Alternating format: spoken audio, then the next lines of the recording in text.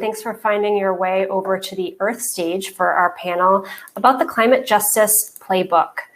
If you're looking for the panel on measuring impact, that's going to be in the Give First stage. So you just go to the stage on the left-hand side of the screen.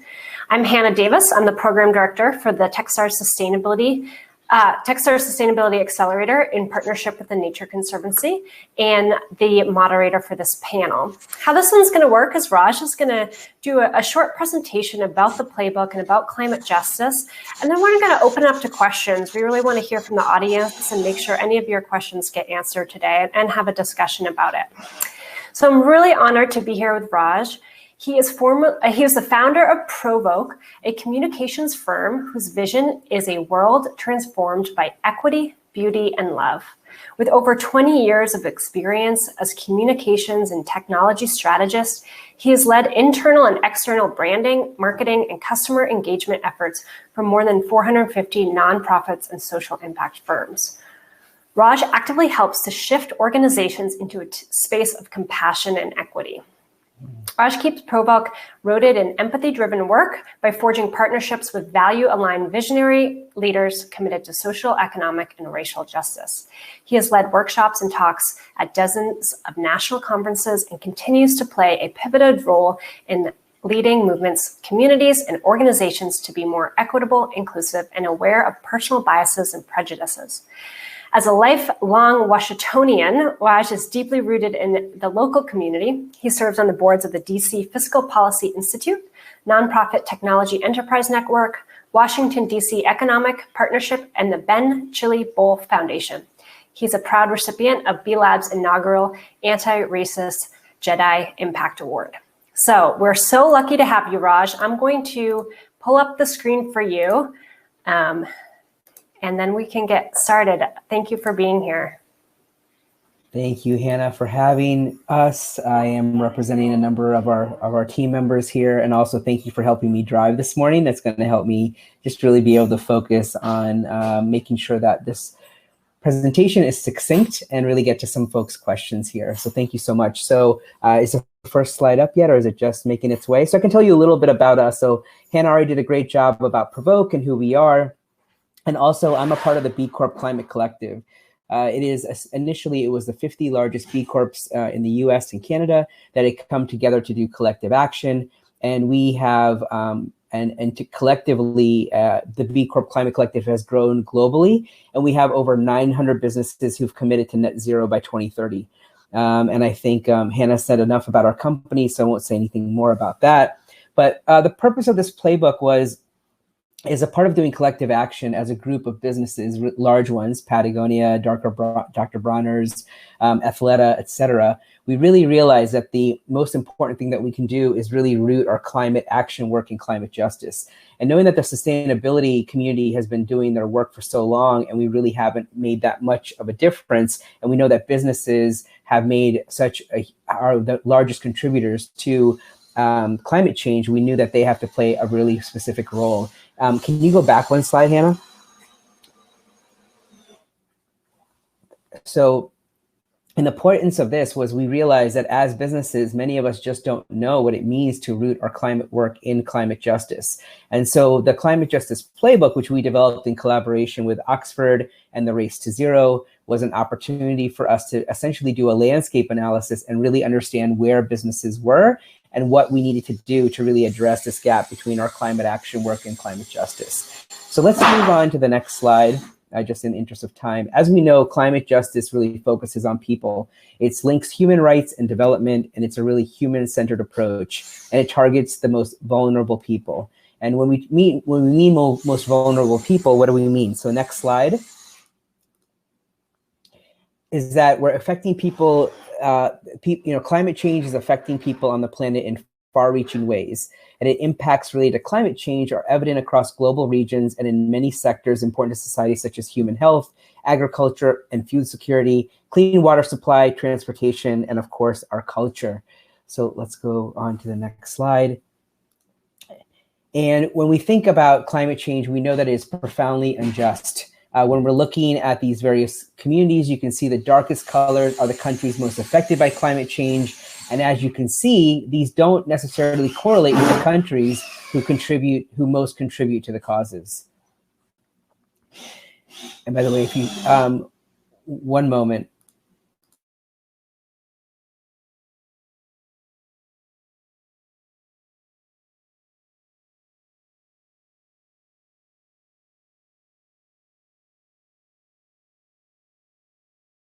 So sorry, we're having some construction done in the home. And as they say, we're not working from home, we're working with home. So here you can see, building on that last one, a simple way of thinking about how climate change is unjust. We think about it across these 5 injustices. So for example, the degree of responsibility. Those who bear the least responsibility for climate change are the ones who will suffer the most.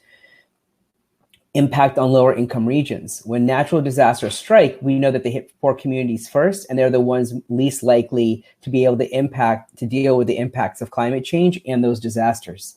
We also know that there's intergenerational impacts, that younger generations will suffer these consequences more greatly than their parents and grandparents. And lastly, we also know that women are mostly responsible for producing food, water, and childcare, but also for managing these elements within their larger communities. Women and children are more likely to die than men during disasters. Again, climate change is profoundly unjust, and therefore we have to approach it through a climate justice lens. Let's go to the next slide. So when we think about other communities, we also think about indigenous communities, the elderly, urban populations, veterans, systems impacted individuals, individuals with physical and cognitive disabilities, and caregivers and caretakers. And all these folks are disproportionately impacted when we're talking about climate change, especially when our thoughts are rooted a lot more in science and less about the impact that it has on people. Which leads us to our next slide, which is there is no such thing as a single issue struggle because we do not live single issue lives. And this is a quote by Audre Lorde, that the importance of intersectionality in our work. And we know that climate justice is a complex intersectional issue that is woven deeply into economies, cultures, and the natural world. And for this reason, businesses must approach the complex and intersectional opportunities and challenges of climate change with a multidimensional and system thinking lens. So thus the playbook. So this here is the playbook is a pretty extensive document. It's an academic document, but also hopefully somewhat accessible. But this is a continuum that we've created of how people can make the mind shift to move from extractive and exploitative to equitable and regenerative. And so if we had more time, I would ask you all to take a look at this and understand where you might be on the mindset here and where you think that is most of an opportunity for you to shift. So we're really shifting from extractive and exploitative to equitable and regenerative. And so one of the biggest issues that we have, and this is some of so in our playbook, what we did was we interviewed over 40 global B Corps, and we went really deep with about 10 groups, including Pucca Herbs, Patagonia, Gayaki, Danone, to name a few. And from that, we developed a set of insights, obstacles, and questions. And one of the biggest things that we've learned is that when it comes to business or anybody approaching climate change or things of this nature, they really want to have a one-size-fits-all approach, that everybody's going to do the same thing and everybody's going to have the different outcome. But the fact is we know in different communities, based on different geographic areas and different needs and different sizes of business and your supply chain, that this work is highly contextual and that it's most important to really listen to what people in those communities are saying that they need and having them lead the way. And so we also know that there's also a real deep lack of understanding, a lack of accountability, and there is a real way that business continues to perpetuate systemic inequities that need to be reconsidered in order for them to rethink how they go about not only approaching business in general to have more of a benefit on the common good, than it also is about how they approach climate justice. And as you can see here on the right side, we have a list of questions. And what we say is we have this playbook that we're providing. And while it's called a playbook, has more questions than it does answers.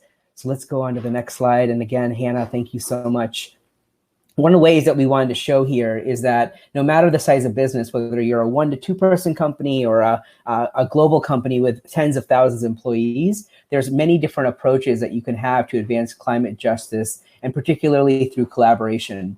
We think it's really important for businesses to work together, to work with their communities, to work with governments, to figure out how they can go about working and addressing climate justice. So here we have 6 different ways that businesses can collaborate with one another, moving beyond competition into collaboration. And like I said, the reason that this was created in the first place is 50 B Corps got together and wanted to do collective action work specifically around climate change.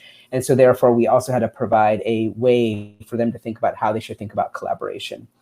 And let's go to the next slide, Hannah. Thank you. So coming up to the end here, because this has been very quick and time flies, is we want to talk about how we could help folks further develop this work. And we also want to obviously spend some time here answering any questions that come up for folks. Is that we are develop a lot of folks, because businesses need something to reach towards. We want to develop standards that may impact different standard systems for people to be able to evaluate their impact in climate justice.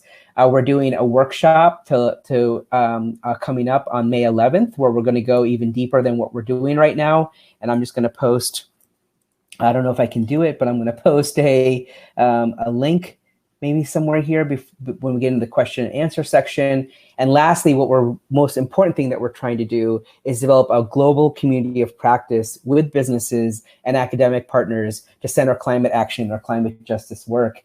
And what we're seeking are partners in this work, particularly people. So we're thinking about what would it mean to get sustainability folks together for an extended period of time to transform their practices, to embed climate justice in their climate action work, and to understand the day-to-day challenges that they're going to have to do this, and to do this with integrity.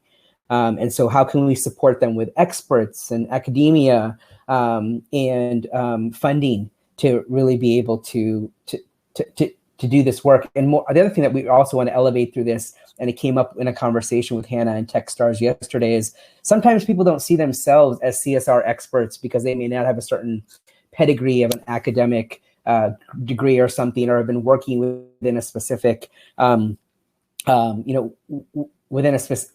a specific career path. But what we really are trying to center at this work is the people with lived experience are the ones that are best suited to lead this work.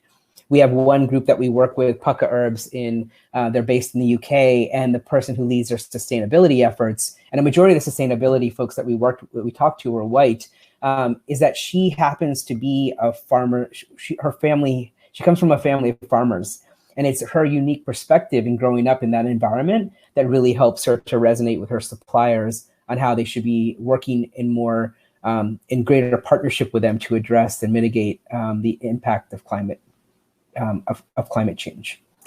So with that, I will leave it, and hopefully we have a few minutes for questions. Hannah, thank you again.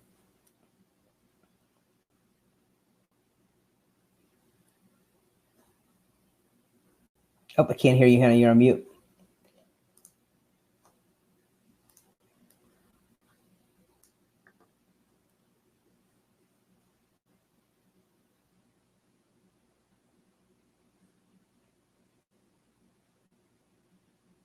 Still muted. I can see the little red thing on your device here.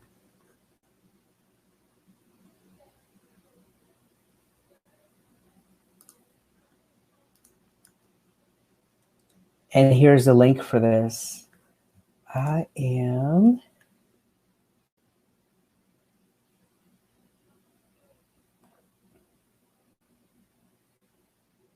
just looking across here to see if there are any questions for folks that I can help to do that.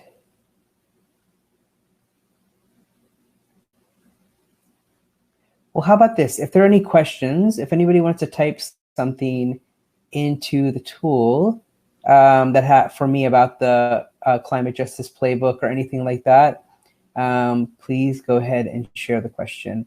I'm so sorry, Hannah. Do you want to type a question in, and I can answer it?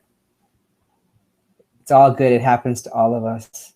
I did a presentation this morning, and I felt like I was just not on it this morning, and it caused me so much anxiousness. But I think we're doing all right.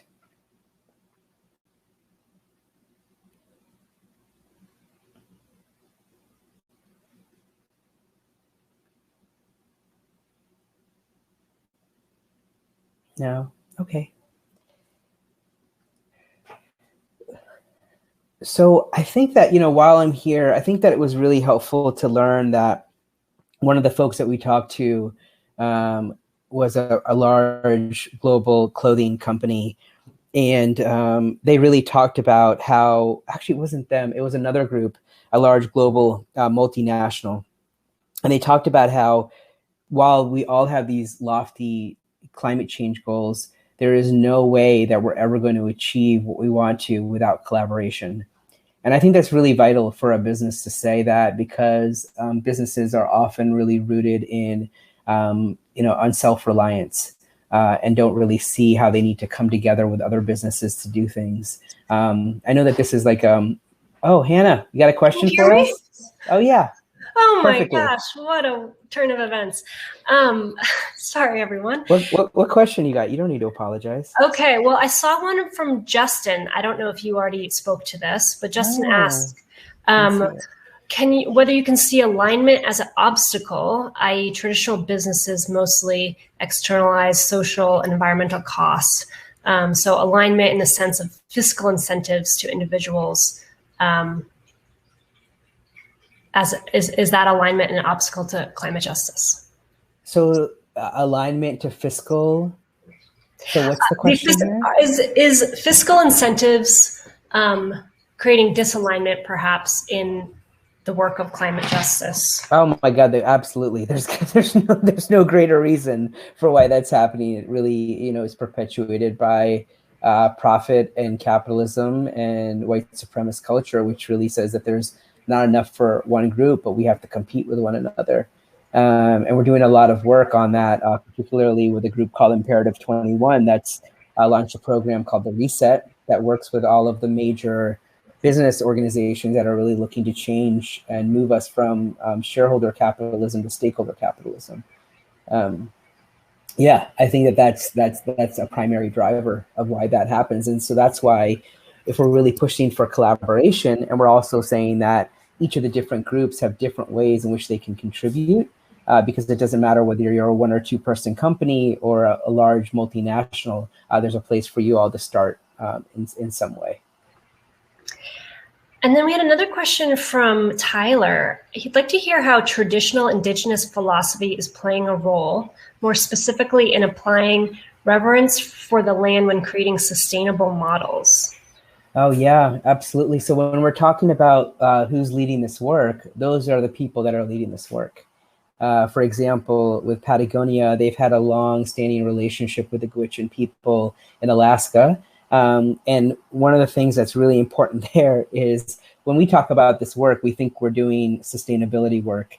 And when you read the Climate Justice Playbook and you hear about the Gwich'in people, they're like, people, this is their livelihood. Like, this is what they do day in and day out. And this is not just some practice or an academic practice that they're pursuing. So the indigenous wisdom is at the center of this work. That's great. And then a question from Camille. Thank you so much, Raj. From your perspective, how can startups better integrate climate justice into their business models and core principles?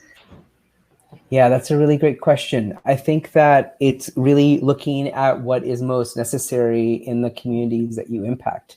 So if you think about your community, there's a number of ways to define it. It could be where you're regionally located.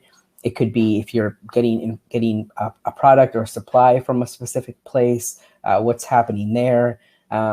It could be how you're going about products that you're buying yourself and where they're sourced from and what the intention is behind those.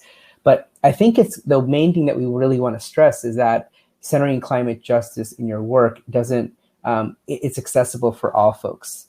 It's really about, and it's not about one size fits all, but it's about what's most needed by the community where you have any sort of footprint, and you can define a footprint however you want to. One thing I really liked from the playbook was how it talked about you can't solve climate change without climate justice. Can you say a little bit more about that idea? Yeah. So, I've been learning and studying climate change for at least maybe 15 years, which is not as long as the climate change movement has been happening. It's been happening over 50 years. And there's been a constant conversation around greenhouse gases, carbon emissions. And these approaches have really not centered the people that are most impacted by climate change. And this science-first approach has not worked. However, an engagement of the communities that are most impacted by climate change, centering them, will allow us to accelerate the efforts that are already in place. And it's a real mind shift to go from thinking about the science to thinking about the individual people and helping them to drive the solutions in their own communities. And a quote, related to that, I really liked from the playbook from you was climate justice lens strengthens current and new climate action initiatives to be more effective and efficient. The health of the people and the planet will improve and business opportunities will increase. Climate-related costs will lessen and the resilience will grow. Can you talk a little bit more about how climate justice lens creates better businesses? Yeah, well, the thing is that we know that businesses have invested a lot in climate change efforts and haven't seen much. They haven't seen much of a response.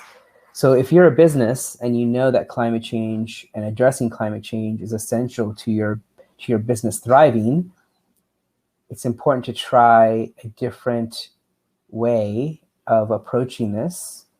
In order to, and then instead of, I would say almost like tossing good money after bad, you're actually putting money towards something that will work, and therefore we will achieve what we're trying to do collectively around climate, and will allow us to know that those resources are going into a good place.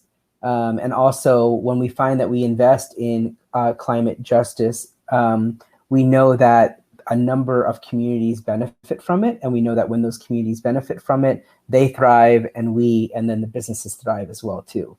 So it's creating a larger ecosystem of people that are benefiting from investments in climate change. Thank you. Unfortunately, we're already at time. It goes by really quick. I can't stress enough to everyone to read the playbook.